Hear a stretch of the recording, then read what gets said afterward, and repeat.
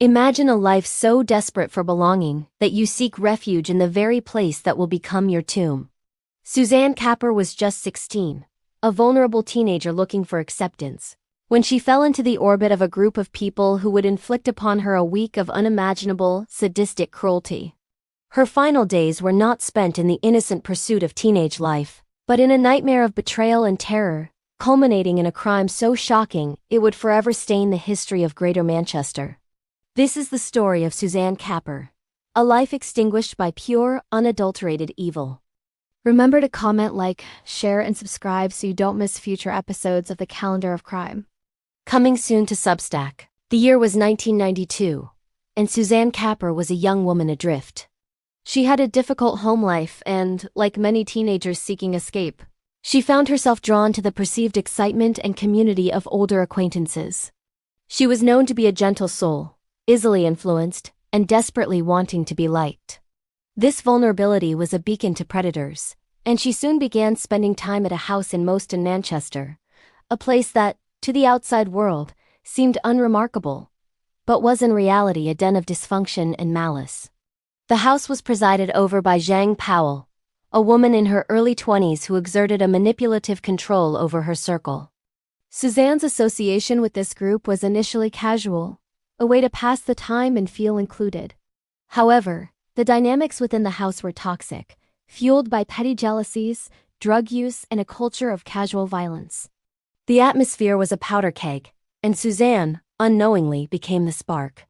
The catalyst for the horrific events that followed was a rumor, a completely unfounded accusation, that Suzanne had somehow betrayed the group, possibly by informing on them or spreading gossip. In the twisted logic of her tormentors, this perceived slight demanded a brutal, disproportionate response. The initial confrontation began subtly, a shift from casual camaraderie to cold suspicion. The group, consisting of Glyn Powell, her ex-boyfriend Glyn Powell, no relation, Bernadette McNeely, Jeffrey Lee, and two teenagers, Anthony Dudson and Donna Marie William, turned on Suzanne with chilling speed. What started as verbal abuse quickly escalated. Suzanne was effectively imprisoned in the house, her freedom stolen in a terrifying instant. The atmosphere of the house became thick with menace, and the torture began. For 6 agonizing days, Suzanne was subjected to a relentless campaign of physical and psychological torment. She was beaten repeatedly, deprived of sleep, and forced to endure degrading acts. Her captors seemed to compete in their depravity, each new act of cruelty designed to break her spirit and body. They shaved her head, a deliberate act of humiliation and dehumanization, and forced her to listen to recordings of her own cries of pain, amplifying her terror. The house, once a temporary refuge, had become a chamber of horrors. The psychological torture was perhaps the most insidious. Suzanne was constantly reminded of her helplessness, her pleas for mercy met with laughter and further abuse.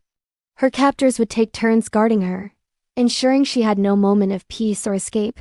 The motive had long since moved past the initial rumor. It had become a perverse form of entertainment, a demonstration of power by a group of sadists over a defenseless girl. The sheer duration of the ordeal speaks to the cold, calculated nature of their cruelty. The physical injuries mounted, leaving Suzanne bruised, battered, and barely conscious. Yet the group was not finished. They decided that the house was no longer a safe place for their victim, or perhaps they simply tired of her presence. A plan was hatched to dispose of Suzanne, a final monstrous act to silence her forever. They loaded the severely injured girl into a car and drove her to a remote area near the village of Mobberley in Cheshire. It was here, in the early hours of December 14, 1992, that the final, most barbaric act took place. Suzanne was dragged from the car and doused in petrol. In a final, desperate attempt to survive, she was able to give her name and the names of her tormentors to a passerby who found her. She was set alight, a living torch in the cold night air. The perpetrators fled, leaving her for dead. Against all odds, Suzanne survived the immediate attack. She was found by a farmer, wandering in a state of shock, her body covered in third-degree burns over 70% of its surface.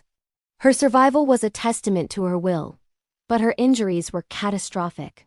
She was rushed to Withington Hospital, where doctors fought valiantly to save her life. Despite her horrific condition, Suzanne was able to speak to the police.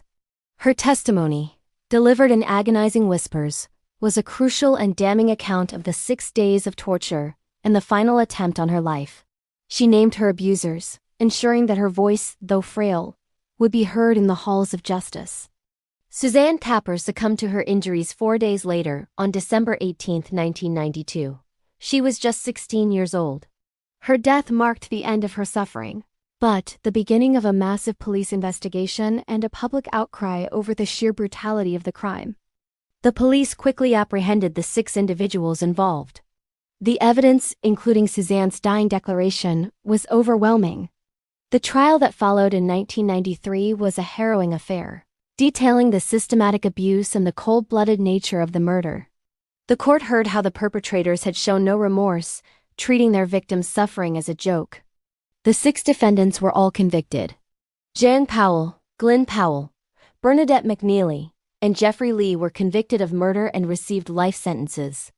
Anthony Dudson, who was 16 at the time, was also convicted of murder.